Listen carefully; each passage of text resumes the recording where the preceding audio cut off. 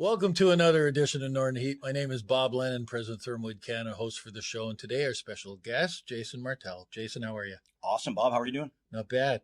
So, Jason, we're going to be talking to you about hospitality days, about Raglan Road being on the Saturday night, finishing off the whole thing and putting it together. Sir. So, you're the front man here and the singer and guitar player. And so, tell us a little bit about the band, how it come together. How did you name it Raglan Road? Well, you know what?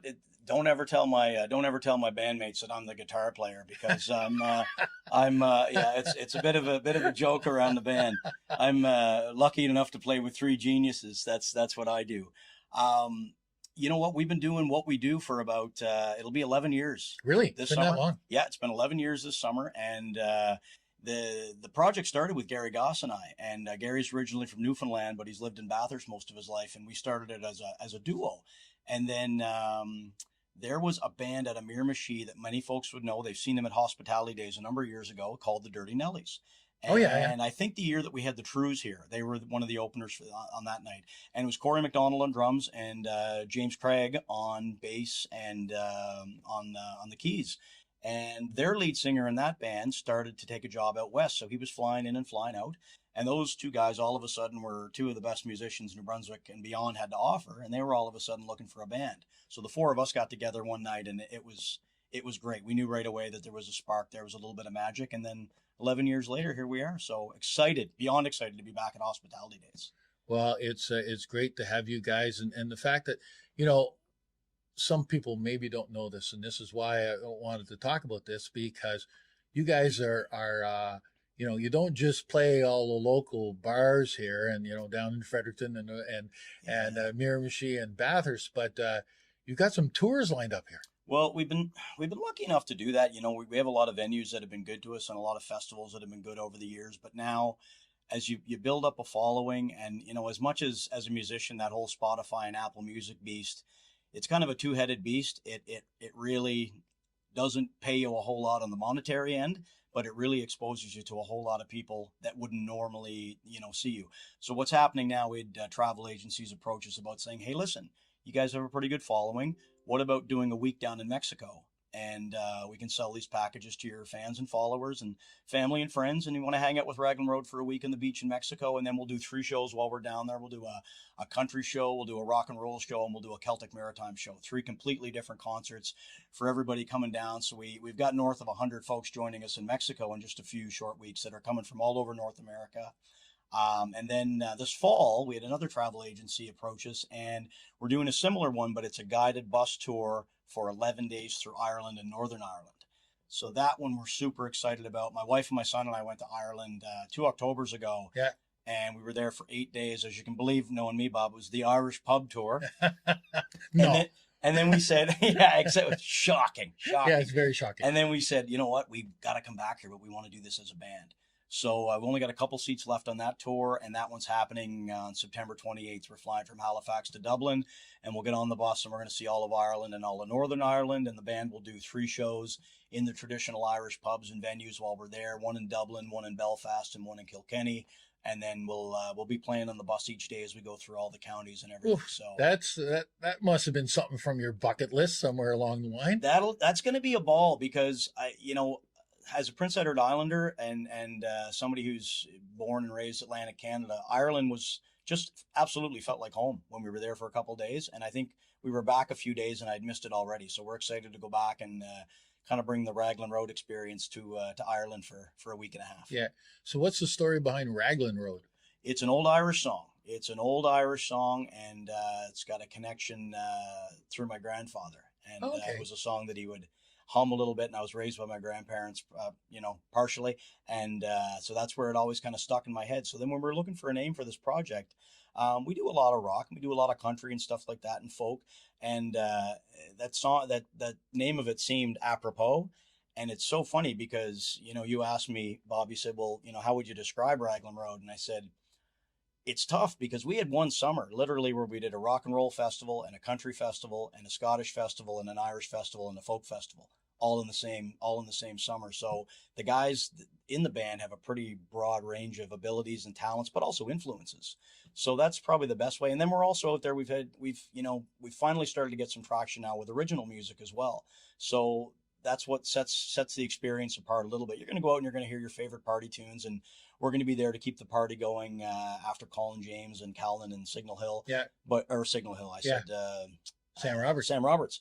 But what you're going to hear is a few original tunes as well. And as part of our set, I think we're only up there for 60 minutes, but we'll give you some of that as well. So, well, you mentioned something a while ago that I didn't realize, but you talked about Spotify. So can they get your music and listen to your stuff on Spotify? Spotify. We were joking the other day, actually. I can't remember where we were playing, but we were talking about Spotify and Apple Music and Deezer and any of the streaming. If you have a streaming service, we're on there.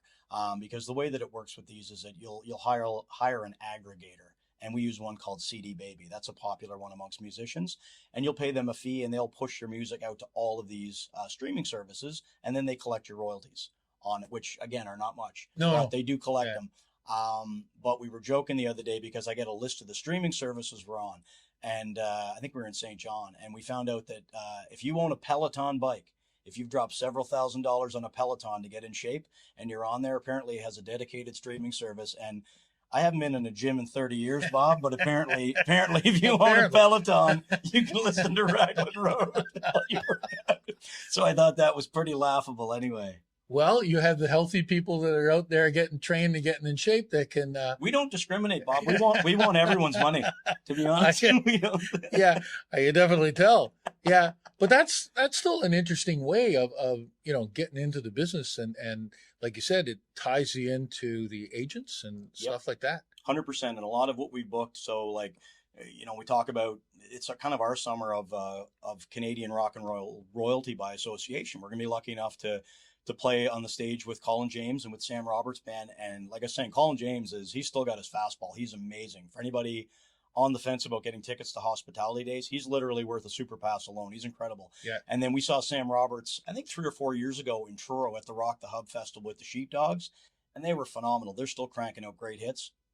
And then we're actually heading down to a Canadian themed festival in Atlanta, Georgia in June. We're going to be doing a show with Big Sugar, more Canadian rock royalty, and then we've actually got a couple that we can't release later in the summer and the fall with more Canadian rock and roll heavy hitters as well. So, well, that brings another good point too about this year's hospitality days, that it is 100% Canadian, 100% all the way through. Every night that's playing, they're all Canadian talent. Yeah, 100%. And when you look at the lineup, I gotta be honest, one of the coolest things for me is that the Thursday night thing with our premium local bands in Bathurst, and it's incredible. As a Prince Edward Islander, I moved here, and I have never stopped being amazed by the level of talent that's up here musically and in the arts community. And one of the really cool things for us as musicians is we play Fridays and Saturdays, or we play every Saturday and a lot of Fridays. We don't get to see each other play. That Thursday night is really cool for the other musicians in town because we get to gather and support these folks and enjoy it and buy some tickets and dig the whole scene. Like, I'm looking forward to seeing, I know Helltown is there that night on Thursday. They're a phenomenal new band, great energy. I know Alt Rocks are there. Love those guys. They're friends of ours. So I'm going to get my my best Seattle beanie and my flannel wear out that night. I know Art Ward and the guys from Thin Ice are playing, and Mark Melanson, the Bandits. Those guys have been around forever, and they're fantastic as well. So that's going to be amazing. And then you got a killer Friday night with the tribute bands. Lots of Bathurst connections in there as well. And then Saturday night's going to be another beast on its own. We're looking forward to that one. So again, we want to get the message out to everybody: is 2 people, bring 2 people home. If everybody volunteers to bring 2 people out to this event, it's going to fill the place. 100%. And last year was living proof of what Bathurst can do when everybody gets pulled in the same direction. That was pretty crazy, wasn't it? It was incredible. We were actually out of town because we had signed on to do a show at Canada's Irish Festival. So it was us and the Stanfields, who are also Hospitality Days alumni. And after we finished the show, we started checking our phones, and our phones were blowing up with everybody, the pictures from Hospitality Days 2024 in Bathurst. And it was just incredible. It just made your heart swell. So well, I still remember looking over, and because I had gone there early because I had brought the guitar over to get it ready for the boys. And I was there early. And I looked over at one point in time and I seen the lineup going from the gate all the way down Dumares Street. And I went, what is going on here? Yes. Just that gave me goosebumps. Absolutely. It's little things that, I think about as an islander. I think of a town like Summerside. Summerside at one point was dubbed kind of Canada's festival town because they were just taking events, whether it was sporting or music or whatever, that were way above their punching weight, that they had no business hosting, and they were just delivering incredible world-class events. And I think last year showed that Bathurst is capable of some pretty special things. And the other thing, thanks for saying that, because it's kind of a segue into this year as a fundraiser. Yep. And we're raising funds for a permanent outdoor amphitheater. And we, like to get that designed for, 15,000 people. Yeah. And if you do that, then all of a sudden that opens up and you're not punching up against your weight. You have the venue, because some of the bands demand that this is the size that we play for. We don't pay 100%, and it changes the whole dynamic. You think about what has happened in Moncton with the Avenir Center and what they've been able to attract in terms of talent, because they have a new state-of-the-art, beautiful facility, and it's acts that they wouldn't have been able to pull in 10 years ago. Yeah. And I'm not saying that it would be an Avenir type center building, but having an outdoor amphitheater with that type of pull is exciting. Like, I can remember back when they built the Red Rocks Theater. It's escaping me right now, but it's down close to not that far from Vegas. And they were saying, we think this is going to be good. Oh, Red Rocks in Colorado? Yeah, Colorado. Yeah. But we don't know if it's going to work for sure at the scale we want. It's one of the most popular concert venues in the world. Yeah. So that would be amazing to have something like that in our backyard. Yeah. We can hang our hat on. Well, we can. There's no reason why we can't. Last year made it obvious that we can. So yeah. Fundraiser this year, but it works best if everybody brings home at least 2. Let's make an addendum, Bob. Let's change it to at least 2. At least 2. At least 2 yeah. instead of 2. Oh, that makes sense. Yeah. Because back in school, when they asked me to do something, I would do the bare minimum, right? 5,000 words. Yeah. Here's 5,000 words, right? Yeah. No more, no yeah. less. I know some other people that used to do that all of a sudden. The guy that's behind the camera, that's how he worked it. Listen, don't dish the guy. No, I'm a big fan of the AV talent here in the building. So yeah, exactly. Well, listen, looking forward to seeing the show. Wish you the best in your future with Raglan Road and everything else that you guys are doing. Wish you good luck in Mexico, because we'll be in between the Mexico and the Irish tour. Yes, and as a Canadian right now, it feels good to be heading to Mexico for a few weeks. It feels like we're brothers in arms right now with everything happening. Yeah, yeah. So, again, thank you very much. Awesome. Thanks, Bob. Appreciate it. Looking forward to hearing you. All the best.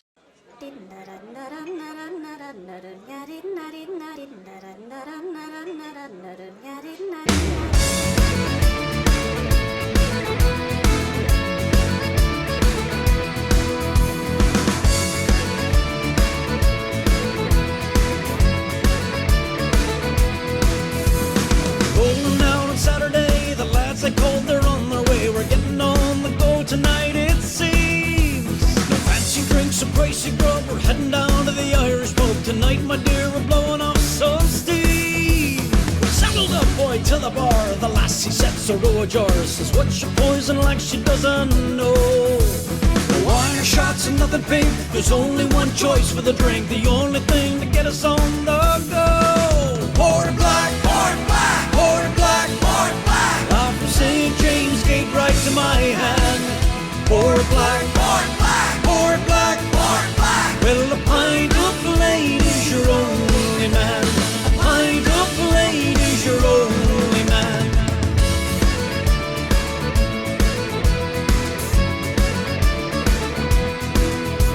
It's clear this evening won't be cheap. The boys already 6 pints deep, and not a sign that they'll be slowing down. Out in the streets they watch the fights, but back inside the band is tight. We might just drink this pub into the ground. 2 more hours, it's getting hazy. McDonald's eyes are getting lazy. Always seems to get a second wind. Another round and then one more. I think they want to lock the door. We might commit all 7 deadly sins. Port black, port black, port black, port black. Off from St. James Gate right to my hand. Port black, port black, port black, port black. Well, a pint of Blade is your only man. A pint of Blade is your only man. Oh.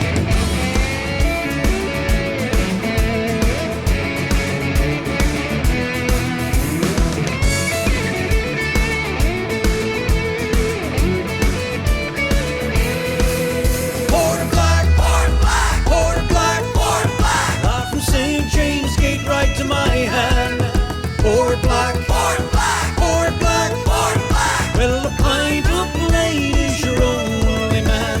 A pint of plain is your only man. Port black, port black, port black, port black. Off from St. James Gate right to my hand. Port black, port black, port black, port black. Well, a pint of plain is your only man. A pint of plain is your only man. Yup.